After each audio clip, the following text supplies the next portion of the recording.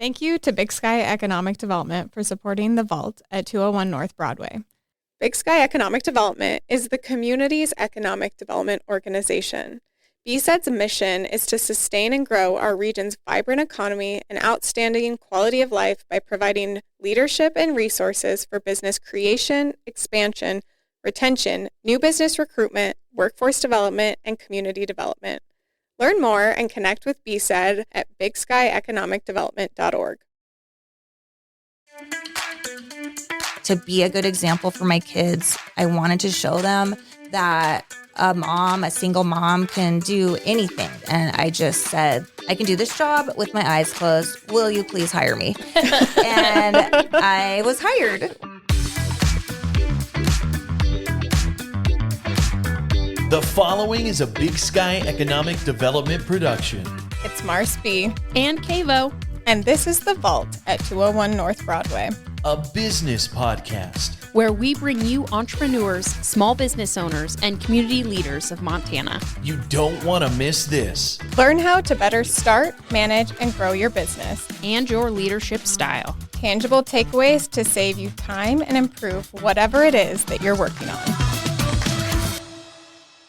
You're listening to The Vault. Joining us today on The Vault is Dianne Parker, journalist, producer, anchor, MJ at MTN here in Billings and across the state of Montana. So welcome. Thank you. Thanks so much for having me. Yeah, we're so excited to be the one getting to interview you because know. normally you're in this seat. Right. This is role reversal. We just spent a little time going over this before we hit record to say, like, how does this work when someone interviews me? Yeah, it's different. So we're really excited. So thanks for being on. And we really like to set the foundation for our listeners by really just setting the tone of who's coming on. So by giving a little background of like where you grew up and what led you into news.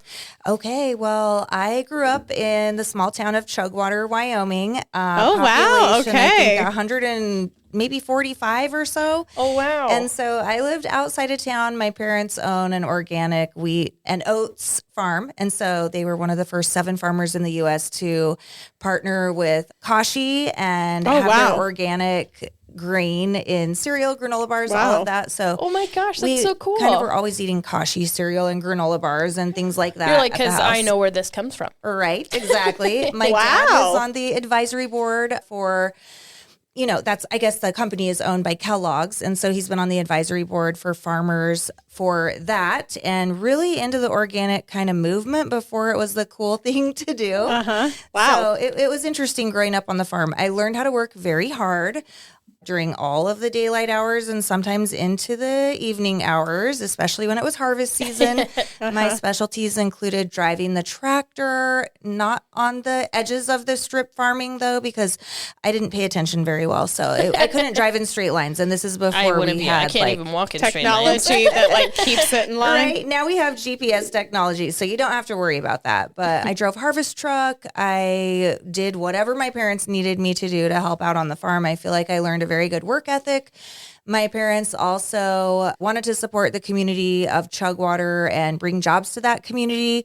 And they've always been very entrepreneurial. And my mom had the idea of starting a company that would be a factory that could employ the people of the town. And so they landed on the idea of, recruiting. I think they had 6 farmers and ranch families all together. And they founded Chugwater Chili, which is a really yummy chili spice. And it's still going on today. You can find it in grocery stores, even here in Montana. And so, they were able to bring jobs to this small town, which I think is pretty cool. That is really cool. And, I'm like, I come from a little town, but that's I want to go a couple get it hundred now. even smaller than what I did. Right, because you're Ekalaka, right? Yeah, but Chugwater sounds smaller. I think it is smaller. Yeah. I mean, I had 6 people in my graduating class. But I had 9, so yeah. Okay. Okay. Well, I beat you. 1 of 6. Wow. okay, so Marsby, were you the valedictorian? I of your definitely class? wasn't. No, my cousin was. Oh, yeah. okay. Well, I was the valedictorian. Okay, I I pat love myself on the back. I would of 6 too. people. Yeah. So I ended up getting to go to the University of Wyoming, and they basically paid for my entire college. Because at that time, I'm not sure if this is how it is now, but if you were the valedictorian of your high school class in Wyoming, you got college tuition and fees paid for 4 years at UW. Wow. So Wyoming does really great stuff with their the community colleges and then as feeders into the UW or just going straight up there out of college? Yeah, so that was a wonderful kickstart to my career. Where I'm at now was being able to go to the University of Wyoming, get my degree in journalism, already having that hardworking background and, work ethic instilled in me due to being raised on the farm. So I'm just really blessed to be where I'm at today. I ended up moving to Billings in 2004. It was my second job in news altogether. And John Stepanek, who was the news director at the time at KTVQ, CBS, hired me. Janelle Slade, a lot of people remember her. Yep. She was the weekend classic name. Yep, and I was hired as her weekend producer, so I learned a lot from Janelle in my early years. Cool. So before you got to Billings, did you go straight to college knowing you're like, I'm going to do journalism? And if so, what spurred that for you growing up? I was just about to ask the same thing. What was that? Were you sitting there in the tractors going, today, reporting on the wheat? No, I was in the tractors listening to my CDs, my Discman, Walkman, whatever you called it back then. Just listening to music, really, and not driving straight rows. But, my parents had both gone to college and didn't graduate. And so they kind of told me, if you want to go to college, that's cool. It wasn't really our thing, but if you want to, that's great. Find a way to pay for it. We're not helping with that. So I guess was lucky that I was a hard worker and had good grades and ended up being able to do that. But no, college was not even really on my radar, and journalism certainly wasn't. I thought that I would be going to school for elementary education, and that's what I actually started with. Oh, wow. I just love helping other people, and I love what our teachers do for all of our communities. It's so important, really building the foundation of life. And I started going in elementary education and then did some internships, and I had a young girl bite me on the wrist. And you're like, not for me. No, I'm out. And I also had a situation where a little kid had pooped his pants on the school bus, and we were going on a little field trip. And then I had to deal with that and deal with the mom who wanted to save everything in the backpack and send it home to be washed. And I don't know, it was just a little bit too much real life exposure to young children. And I thought maybe someday if I want kids of my own, I don't want to be responsible for other people's kids in that setting. So I thought, I've always loved art and I wanted to major in graphic design. So I tried to switch, and University of Wyoming only had a minor in graphic design. So my advisor just said, why don't you just pair that with journalism? Because you could use that with a journalism degree for, I don't know, print magazines or whatever. And I ended up doing an internship in Cheyenne, Wyoming at CBS at KGWN. And I interned there for a couple of summers. And I was with the graphic design department, I guess the commercial production department, and working on television graphic design that you would use for commercials.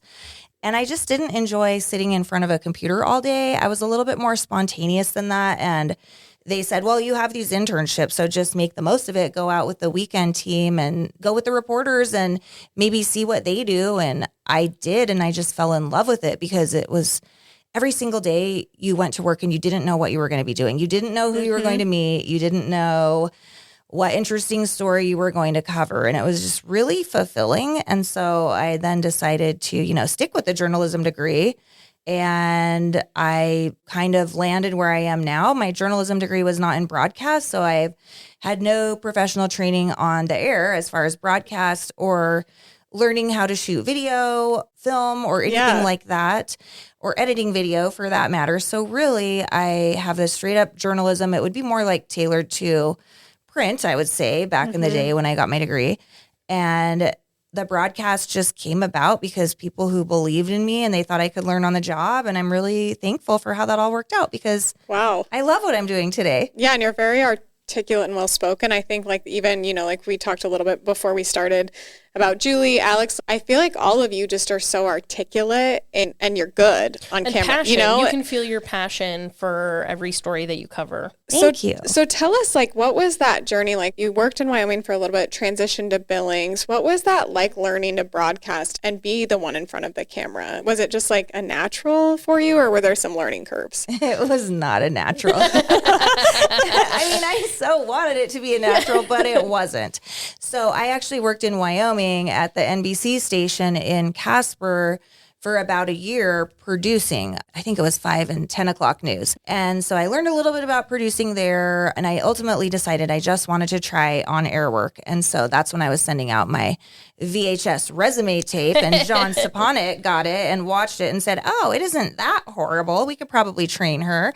So I moved to Billings and got the help and training that I needed. But I remember my first on-air story that I ever reported. It was back in, I want to say, '04, probably, maybe '05. And it was a fire that was at the college campus in Powell, Wyoming.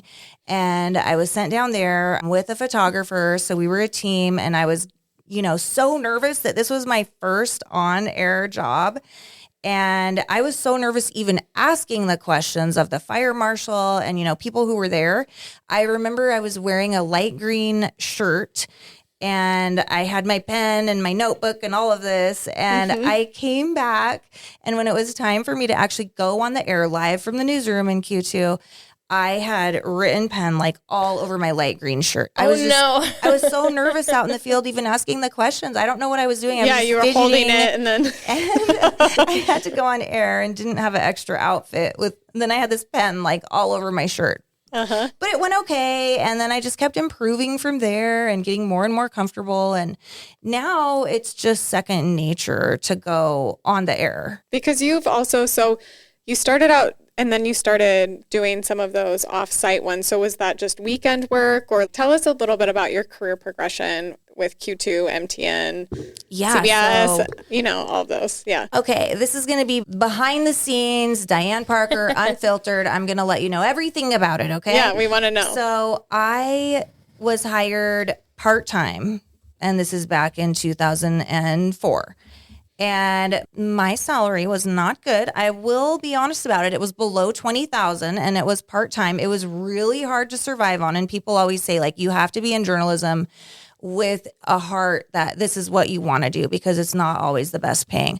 I will say, if you work with companies now that support journalists and true journalism, the pay is much better. And also there's not as much competition. It's becoming a less popular field to be in these days, with just the news scene, the national news scene that's happening, and sort of, I'm not going to go into all of that, but it's less competitive. So the pay is higher, which is great. But back then I was only part-time. And so I was learning more about producing on the weekends with Janelle Slade. And she was a great mentor. And then I ended up working only 2 days a week, I think. And I was the city council and school board beat reporter. Wow. And so for a lot of journalists, that's like the worst job that you could have, because you're sitting in city council meetings and school board meetings for hours upon hours. Yes. And this is back in the day of, Christoph Bauer. I mean, maybe some of our listeners will remember way back to then, but he was the city administrator at the time. There was a lot of controversy going on. A lot of these meetings were running until like 2 a.m. Wow. And so the shift was not ideal for a young person in their 20s, but I did it because it gave me the opportunity to just, write up those stories that maybe weren't the most flashy, but it is accountability for our government agencies, and they're important stories. And I learned to actually enjoy reading through the agendas of city council or school board and just picking out what's an interesting topic, what could be newsworthy. Totally. I remember a story that I actually covered way back when I was on that beat was the community crisis center that we have now. And I had gotten a tip from a source who was on the city council, and he, told me that there was this problem in Billings at the time with cell phone superheroes. And it was basically people calling 911 because they saw folks that were passed out on the streets of downtown Billings. They thought they were calling 911, being these cell phone superheroes. And it would take up a lot of ambulance, police service, a lot of that kind of resources. And then these folks would be taken to the emergency room, and they can't be denied care. And a lot of times they needed help, but there wasn't really a great place to take them. And it was,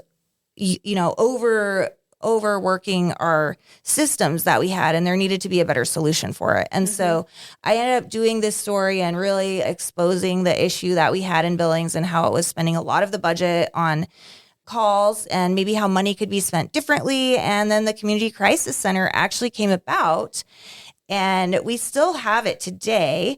And that's been kind of cool, just looking back on the things that I covered, issues that were brought to light, and like solutions or part of solutions that are in. You know, there's still been a lot of work, even to this day, being done on community issues like that. But it's been interesting to be part of that. And I just kind of learned on the job, like picking out the story ideas, pitching them in the newsroom. I was always told by my bosses that I was very good at enterprise stories, which is where you come up with your own ideas and you pitch them, and they're a unique story that like only your newsroom might have. So that's kind of been one of my specialties that I was able to and am still able to focus on. Yeah. And you seem, which is great. So when did you transition to more full-time? Because you were part-time covering these stories. And then when was that transition for you kind of full-time? And what did that transition entail for you? It was a couple years, I think, into my job, because Janelle was moving on to something else. And then I remember Casey Murray ended up being the weekend anchor for a little bit. And I think she moved to Boise for work. And then after she had moved, I ended up anchoring that weekend show. And at the time, it was a co-anchor show. And it was me and Jake Wittenberg, who his dad was a big name in town with the Gazette. The Wittenberg family was just known for journalism. And Jake was able to come and learn a lot about journalism as well. And he's actually now at King 5 in Seattle. Oh, cool. And just doing really great with his career. And so I get to see him at the Emmys every year, which is great. How and fun. It's just fun to connect and really see like all the talent that can come out of Billings. So what was that like co-anchoring? So you go from out in the community getting these stories and then being the spotlight and sitting there. I mean, I get nervous anytime I've been in there. I'm like, oh my God, look at all these lights, the cameras. Like this is way more my speed, like when it's just more casual. But what was that like for you? And then co-anchoring with, or like having that co-anchor. Yeah. I mean, having a co-anchor and good chemistry is always really important. Like someone who you connect with. A lot of times in the news business, we might call it like our TV husband or our TV wife. Yeah. But having that like on-air chemistry and ability to just crosstalk is important when you're doing live broadcasting. And that was good to develop that connection and just sort of help each other. We also co-produce the show because in these markets that are the size of Billings, which is on like, I guess the smaller side of news markets nationwide, if you compare that to like New York City being the number one market because they have the most viewership, and then LA being number 2,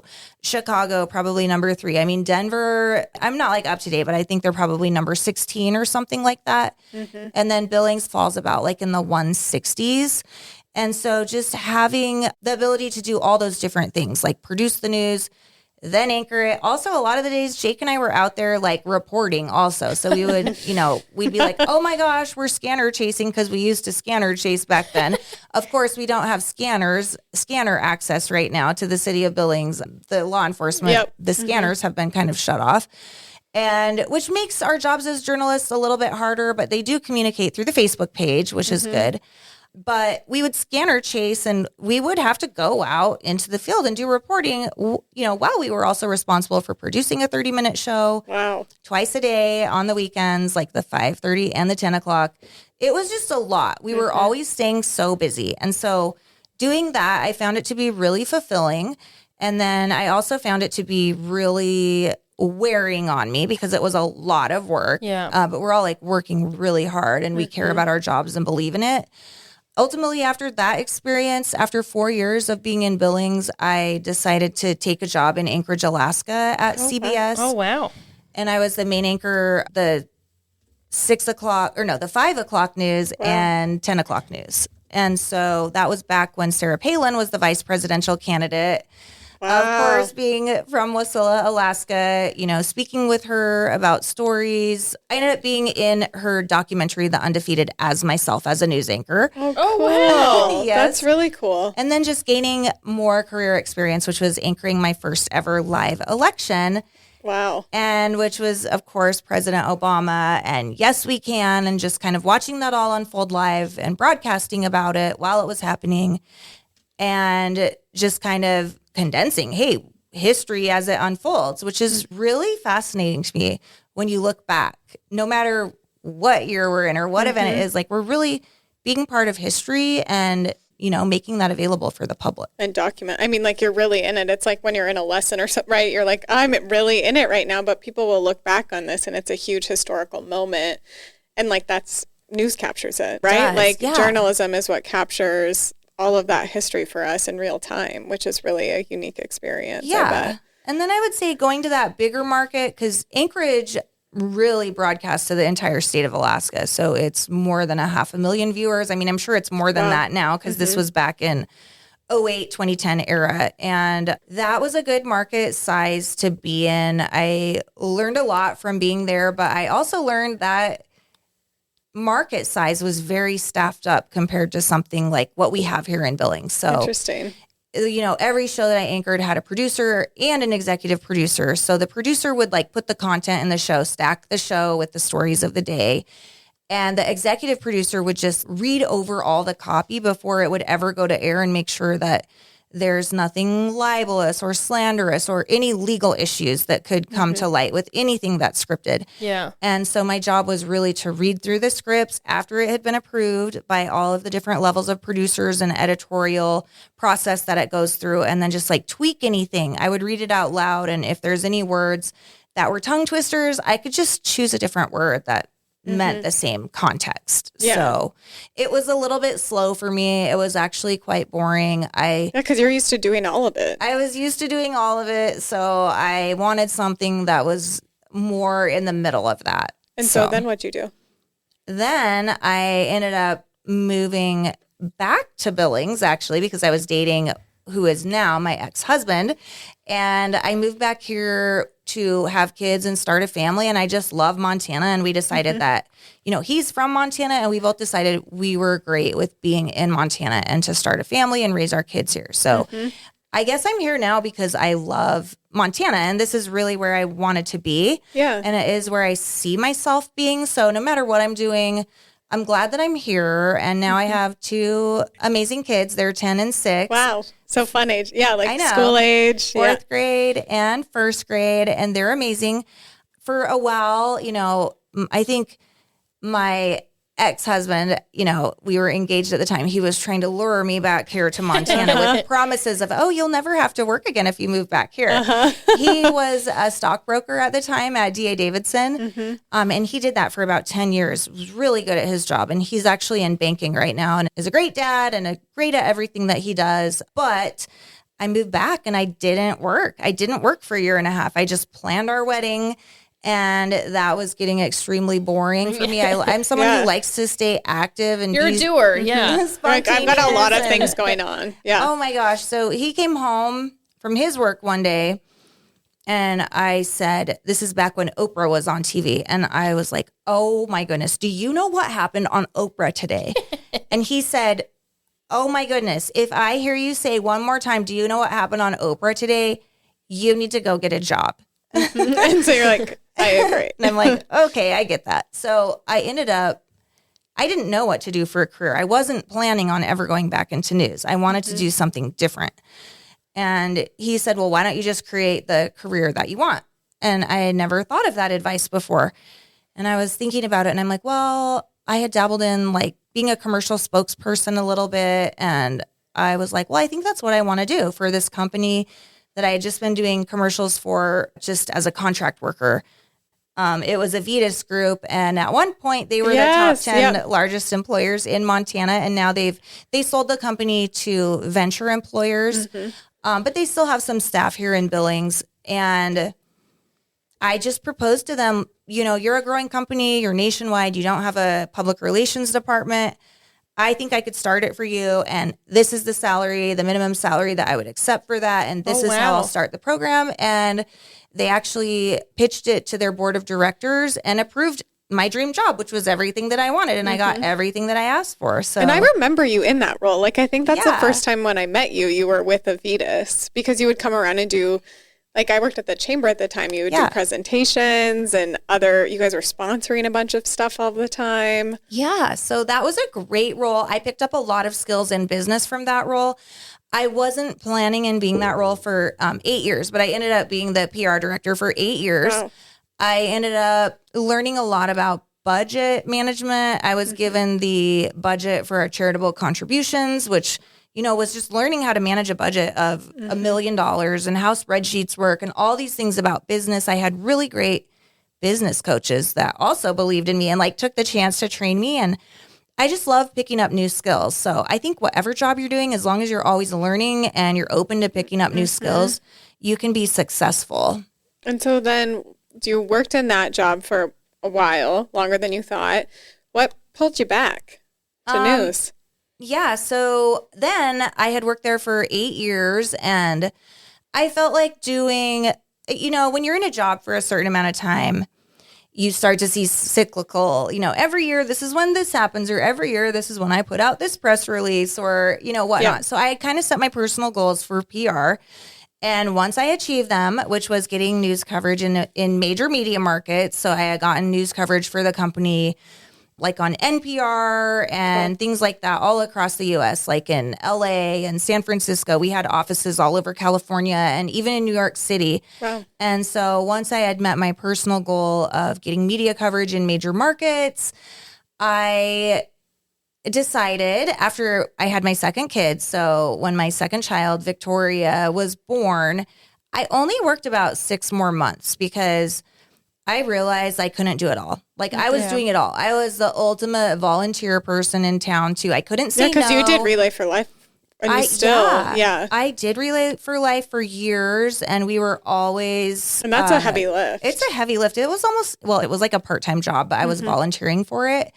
And a lot of great people started that marketing volunteer department for Relay for Life. And, they made it into a very successful fundraising campaign where we were always in the top 10 worldwide for fundraising for Relay for Life. And so I've always been someone who's if I'm going to do something and commit to it, I don't want to only do it partially. I want to be able to give it my all. And so, we continue to be in the top 10. I think we were number 3 in the world, even during the pandemic. Oh, wow. And I love doing that. And I love the cause. I love helping our community, but I was on way too many boards, which was kind of the nature of my job as a PR director. It's a lot of networking and community work, but then it also is a lot of your personal time. Yep. And so when I had my second child, that's when I was wait a minute, I need to do something different because it's just too much. And I was realizing this is taking away from my family time, and there's nothing more important to me than raising my children. And so that's just one of my core values is family. So I always want to make sure that that's at the forefront of my mind. And so I took my now ex-husband up on his offer to never have to work again, and I became a stay-at-home mom. I did learn, though, that stay-at-home mom is the hardest job in the world. It seems super hard. I don't have children, but I'm it's intimidating. It's a lot. It's a lot. When you have young kids like that, I kind of started getting jealous of, my husband at the time, that he got to go to the office and that he got to go to work. And I was you get breaks every day. You get to go to the office for 8 hours. And you're I need to talk to an adult. I'm on all day. Because, when you're a stay-at-home mom, you're on 24/7. Yeah. There's no breaks. It's the most rewarding job in the world. It's also a lot of work. It is the hardest job I've ever had, hands down. So, congrats to all the moms out there who are able to do that. And I really applaud you. Actually, whether you're a working mom full-time or a stay-at-home mom or dad, for that matter, I think what everyone does is very important. Yeah, totally. What finally pulled you back to news then? So then in news, it was ultimately, just to be completely honest, getting divorced in 2022. And I was just at the point in my life where I was well, I suppose I could either get higher child support because I am a stay-at-home mom, or I could find a job and be a productive member of society. So I just decided, even before the divorce was finalized, to just go get a job and to be a good example for my kids. I wanted to show them that a single mom can do anything, and really anyone can do anything. But that was important to me. So I'm really glad that I made that choice to get back into news. I never thought I would be back in news, but I wanted to work again. I needed a job as a single mom, and it was just a good fit to go back to Q2 at that specific time, because at that time, Scripps, which is the parent company, was having a lot of changes, and Scripps had, recently bought out Q2, which used to be owned by Cordillera out of North Carolina. And so the parent company of Q2 and all the CBS stations in Montana changed. And I think that was just, probably a difficult time to navigate if you were already working at the station. So there were a lot of anchors that we knew or that we know of in the community that ended up leaving and like pursuing different passions, and not just anchors, but a lot of just, photographers, journalists, it was a big change for CBS in Montana. And I know change happens and change is good, and media in general, the landscape of television news has very much changed, and things need to change because they kind of have to. Yeah. And so that's okay too. But for me, it ended up providing a lot of open anchor opportunities. And I just said, you know what? I can do this job with my eyes closed. Will you please hire me? And I was hired. Let's do this. Were you hired back into a weekend role, more of the 5-10? What did that look like? I was hired back into my dream job role. I said if I ever went back into news, I would want to be the noon news anchor, because I think that's the shift that is the most compatible with that work-life balance, because you can kind of work an earlier shift in the day. Your show is airing at noon. You're not working those late evening hours. Which would be hard with kids. It would be hard with kids because that's when all their sports activities are, or that's when they're getting out of school. And, they need rides. Our school at least doesn't provide a bus service. So somebody has to pick up the kids after school until they get old enough to walk with their friends, which my oldest is old enough to walk with his friends. But but to drive them and just be there. Yeah. And that's important to you. That's your core value. Yeah, that's a core value of mine is family. So I would say family always first. Yeah. And so the noon one. And is that what tell us a little bit about what you're doing now? That's what I'm doing now. I'm the statewide noon news anchor for CBS in Montana, which is all owned by Scripps still. And I produce the show. I've had a co-producer on and off throughout the years. I've also produced the noon show on my own on and off throughout the years, which I've almost been there for 3-ish years, 2.5, 3-ish years since I came back again. And I should mention, I was doing lifestyle hosting. Yeah, I think I remember that we had called Montana Matters, and it was just kind of this I remember that bridge between a show that could look sort of like journalistic content, but it wasn't. It was definitely paid advertising, and that was a contract job, based off of commission pay and things like that you really get into that very different way of being paid when you're on the sales side of things. So I did that for a while. It gave me Ganans would be that too. Yeah. Okay. Yeah. Ganans would come on the show, and med spas would come on. Central Wellness had asked me to be an influencer of theirs. So I did that, which was really, it was fun. It also pushed my limits because they asked me to do things I had to frame in my own mind, okay, I'm going to try to be that person that's inspiring for other moms out there and just let down my shield a little bit. They asked me to do a kind of before and after cool sculpting segment with them that we would document on the lifestyle show about mom tummies and cool sculpting and women, the changes that your bodies go through after you have babies, and little areas of pocket fat that you might not be able to get rid of in your mom tummy or whatever. And so that was really hard for me to just let down my guard and say, okay, you can come in with the cameras and you can film me just how I am.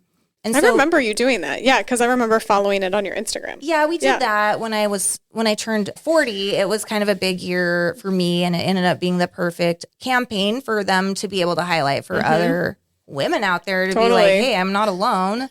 Yeah. And I think it probably gave them the confidence to do it. Yeah, and I've had a lot of women come up to me and say thank you for sharing that. And it was a great experience. I loved working with all the businesses that I worked with, like Central Wellness and that. But then now that I'm back on the news side of things, I was asked by the legal department to take down anything that was paid advertising. So I had a website that I used.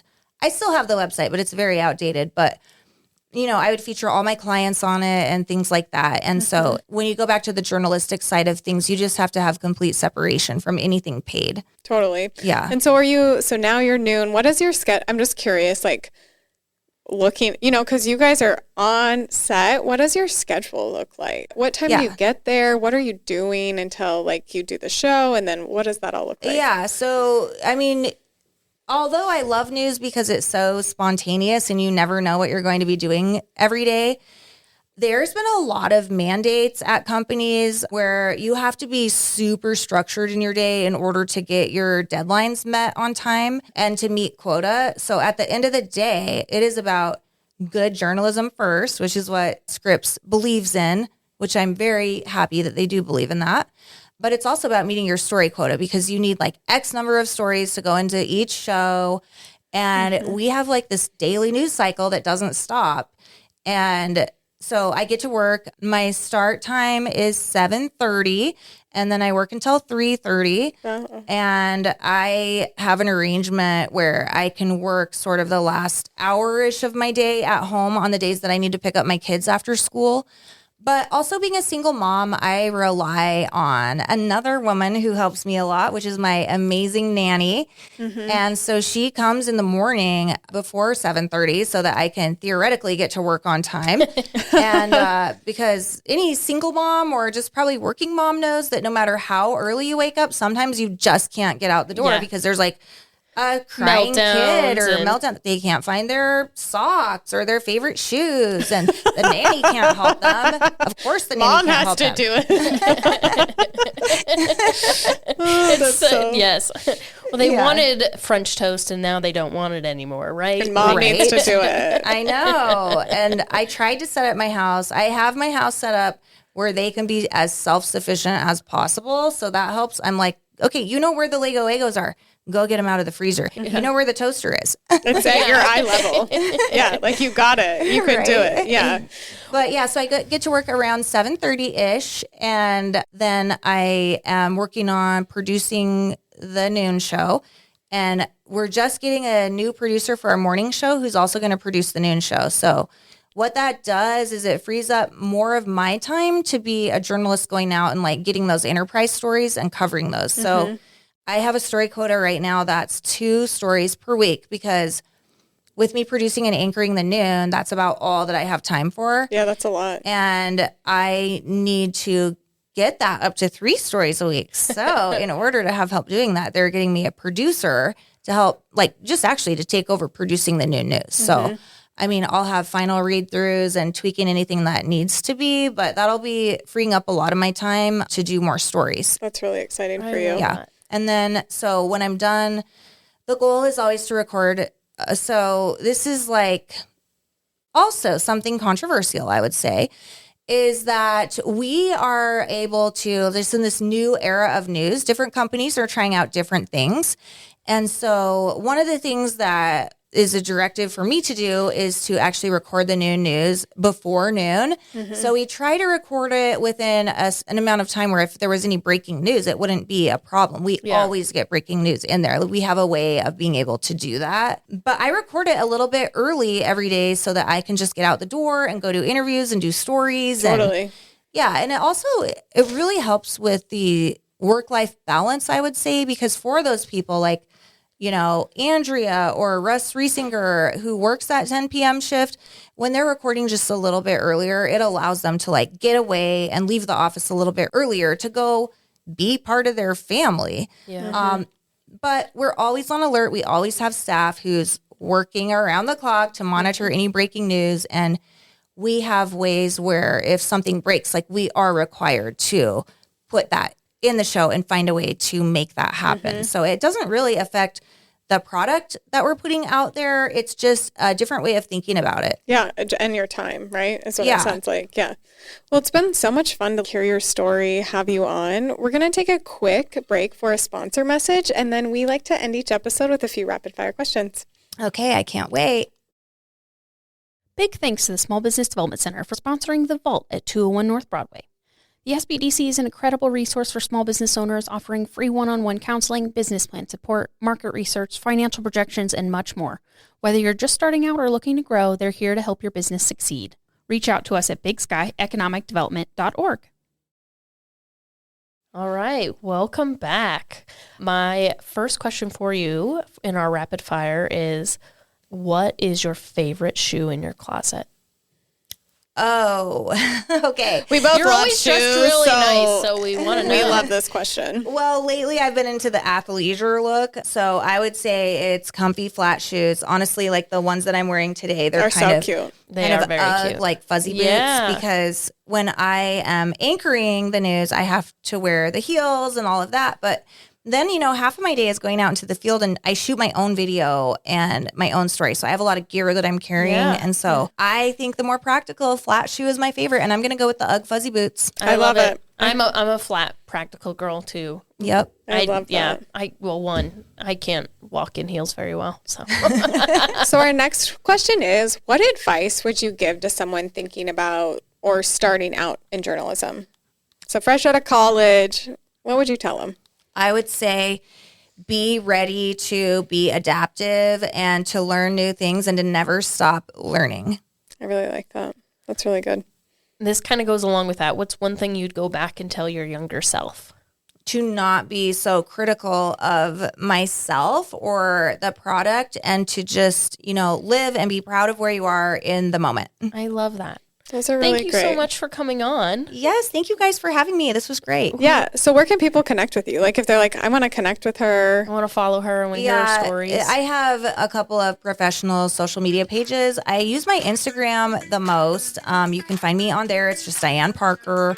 And I also have Facebook as well. It's Dianne Parker on there. You can just Google it and find me. Cool. Well, thanks for joining us. Thank you. We hope you enjoyed this episode. Make sure you are subscribed to The Vault at 201 North Broadway, wherever you podcast, including YouTube. Connect with us on Facebook at The Vault at 201 North Broadway and Instagram at The Vault_201. Don't forget to visit us at thevault at 201.com and subscribe to our newsletter. We will see you next time. Bye.